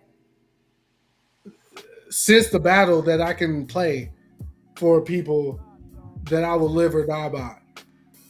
Like Freddie and Alchemist album, I would play goddamn Enchilada. Nah, well, Ensenada's one of them. But Shangri-La, I'm playing that. That's I'm the playing one, that for somebody. You feel me? Mike Tyson, Blow to the Face from the Clips album. That's what I'm playing. Anybody.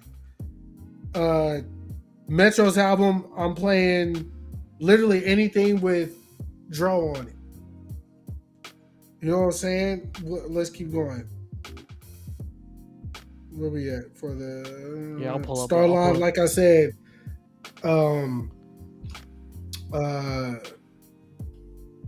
goddamn, Just a Drop from Chance's album. There's good music that's came out this month that I mean, look what we just said, bro. We got Earl, Chance, 2 Chainz. But again, the people that are saying there isn't good music or there's nothing to go back to or we fall out of love with the music so fast now, like you want to hear Drake talking about like just it's Drake. These are Drake enthusiasts that are saying. Yeah, because I was like, what you mean? I listen to old albums all the time. And with no issue. None. And even again, there's new albums that drop. Majority of these albums that came out this month, I have songs that I added to my like shit. So it's like, again, these niggas don't get pussy in real life. Like I don't, I don't understand, bro. Like like Boy Wonder had tweeted like, what music do you play if you're not playing Drake for the women? What? Who said that? Boy Wonder. An actual producer that's produced for more artists than just Drake. But that's not even the point. We can play women artists. We can play Beyonce. We can play Nicki. We can play Cardi. We can play Doja. We can play goddamn Tony Braxton, nigga. What do you mean? Drake ain't the end all be all, nigga? First off, and I want to go further than that. I was like, if you got to play a song to have game, you suck. You suck. Well, you got to let them know what your palette is. Yeah, that could come, but I'm saying if you need that to do like, oh, you listen to Drake? Yeah, no, come on, bro. I'm not using Drake. But look. There's some niggas that don't know what else to play but Drake because that's Drake a problem. is such a big. It is a problem, bro. It is. The first song I'm playing off rip is Sir Charles. Shipping costs, nigga. Look, I want to be frank. Like, it's not. That really isn't a shot to Drake because I mean that just goes to show how big of a impact he's had on this younger generation's lives. Like, I mean, like he is like the guy, right, for that generation of people. But like, there is more than that. You should know that for sure. Hey, I lied. Shipping costs ain't Sir Charles. It's Ronnie Bell. My bad. Ronnie Bell. Shipping costs. Whatever it is, it don't matter. I'll pay shipping costs. Y'all don't know nothing about that. Y'all don't know nothing about that. You heard? But anyways, I do understand a certain age demographic feeling like Drake is the man. Drake's the most popular. Everybody knows Drake songs. Let me play Drake. But there's so many different artists out there, bruh, that just like, if you want to talk about like pushing the envelope, you could play Future Sex Love Sounds. as far as what an R&B album in the fucking early 2000s would sound like. If you want to play like Nelly Furtado Promiscuous album, this fucking fire. If you want to play any Beyonce album from like Crazy in Love up until Cowboy Carter, like they're all good. She has not missed. Of course, everybody got their favorites, but Beyonce hasn't missed.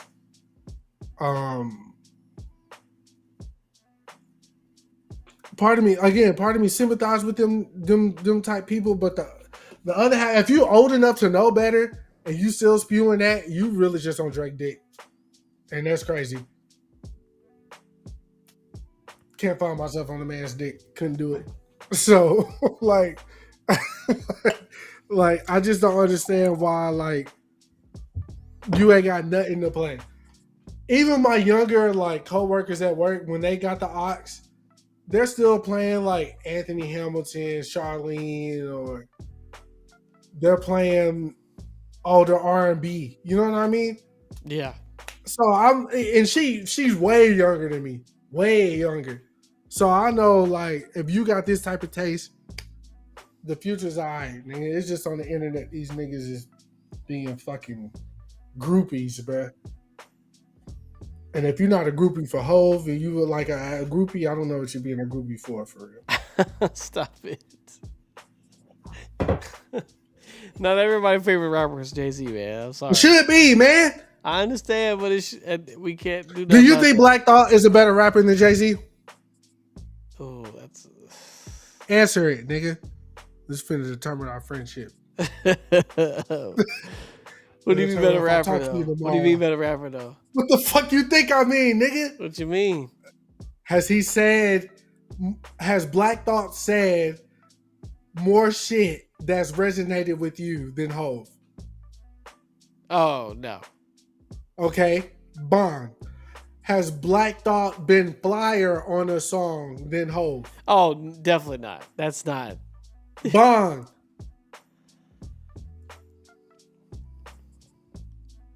I don't want to bring like women and all that shit into it because like that, I mean, whatever. But like those two alone, period. I get Black Thought is great. He's great. He's astronomical. Like, yeah, he's good as fuck. I can't name a song other than the if you are me down there. I can tell you that. But what I will point you to is the Funk Flex joint. I'm pointing you to that Funk Flex freestyle. Yeah, he was going crazy. He still don't rap better than Jay-Z. Like, I'm sorry. Look, you don't have to convince me. I know I don't got to convince you. I'm talking to the audience, nigga. Like, they don't care, man. When it comes to just straight rap, yes, there's niggas that don't change their jeans and shit for a week straight. Okay, that like embody the essence of hip hop. Yes. But when it comes to like going into that fucking booth and saying some shit that's finna change a nigga life or get them to think or get them to pick up a book or get them to like Google some shit, it's fucking Hove. There's no other artist that's finna make me Google anything. Except Drake. When he decides to do it. Okay, he was close. He was close. He was close. If you're reading this, I don't know, but like Drake was very close to being the next guy that like embodied everything the guy had. And somewhere along the lines, he just dropped the ball. Now we ain't got that guy. We ain't got that guy right now. I can say that with a straight face. It ain't Tyler. Sorry. We ain't doing no metrosexual. It ain't that. It's not Drake. Not across the water, across the pond raps. It's not... Who else? Cole ain't said a peep since the fucking battle. Who do we got, man? You know who we got? Kendrick. I mean, the GNX drop. I mean, but like that's been a year ago. Like Yeah, I'm used to hearing right now. He had a I'm big used to year. He hearing- don't do that right now. bro, Hov was on records with goddamn Maya and Beyonce, and Yeah. he was on his artist shit at the time. Like, ain't nobody doing Jay-Z. But you know what's crazy, bro? And I'll end it on this. I swear to God, because I'm ready to Okay. lay down. Yeah. Jay-Z laid out the blue. You muted yourself. You got so passionate you hit the mute button. Jay-Z laid out the. You did it again. Stop. Just put the mic down, bro.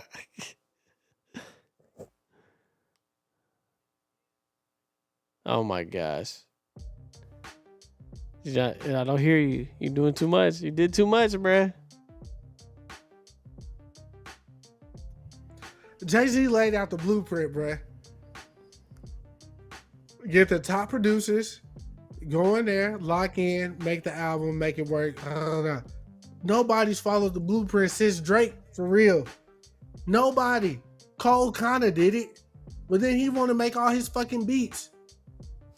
But like Drake, the only nigga that like, You mad? I'm gonna go get Swiss, I'm gonna go get Tim, I'm gonna go get Ye, I'm gonna go get Just. I got 40, that's my nigga, which is 40 is fucking phenomenal. Nobody did it, bruh. And this nigga laid out the blueprint. Nobody followed it. It's fucking crazy. They want to get to the end point. Jay-Z with the hair, with the cribs, and goddamn, I was finna say Beyonce. Beyonce and Ace of Spades and shit. Say it take time to get to that. You got to do this part right first, bruh. Then move up. Niggas is skipping steps. It's crazy. We do not have the guy right now. That don't mean nothing's wrong. That don't mean nothing's bad. Everybody's making good music. But when the guy decides to, we gonna know. But we ain't got it right now. I'm a Kendrick fan. Kendrick beat Drake, made J. Cole submit. He won the battle. He won the war. Well, I guess we'll see who won the war after the fucking court shit. But even he not doing the thing. Because if he was doing the thing, like he'd be on records with SZA right now, which that the joint they did on the Rich Boy shit is still on the radio right now. Cool. But that ain't the thing. You feel me? Mm-hmm. He not popping up in too many other places to where it mattered. Playboy Cardi mattered. He popped up there. That did matter. But like we need to keep this shit going. Kendrick need to do a song with Usher or something. Get these bitches on roller skates. Get this shit popping. That's what we need to do. But we need something. We need the next big things. That's all I got to say. Where we at? I mean, that's pretty much. We went through all the albums, man. I'm mad. You I mad be now? mad. You made Yeah, yourself bro. mad? Niggas thinking anybody rap better than Hope is fucking insane, bro. Like it just it don't exist. But it's good to aspire to. You got to have a goal. Of course.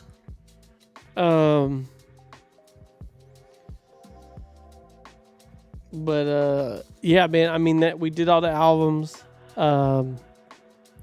We just 824 day just passed. Rest in peace to Kobe Bryant. Rest in peace to Gigi. You heard they just dropped the trailer for his new shoe with his oldest daughter. And who was in the trailer with the nigga from New York, Brunson, right? Brunson Burger. Jelly, yeah. Rest in peace to the GOAT and his daughter and all the people that were on that helicopter flight. You heard 824 day just passed. And is the reincarnation of Michael Jordan. I can't wait for NBA. Football is y'all shit, so y'all got that, but that's where we at. That's all I gotta say. What's up, Jordan? Yeah, man. I mean, that's it for me, really. I mean, yeah, like you said, football starts next week. Cowboy fans are sad today. Michael Parsons has been officially traded to the Green Bay Packers as of today. So my day was good because of that. But yeah, we'll be back next week, normal time. We'll see what we're doing, but yeah, that's gonna be it for us tonight. I'm gonna get this shit ready to go and get myself to bed because I got end of the month tomorrow for work. So, and we got a long weekend because of Labor Day. So y'all enjoy y'all's long weekend if you have Monday off. If not, enjoy that holiday pay and maybe overtime. But just either way, enjoy y'all's weekend. I'm gonna be busting my ass tomorrow. But yeah, that's it for me, man. Anything else, bro? That's it? All right. Let me click it out. Stay black, nigga.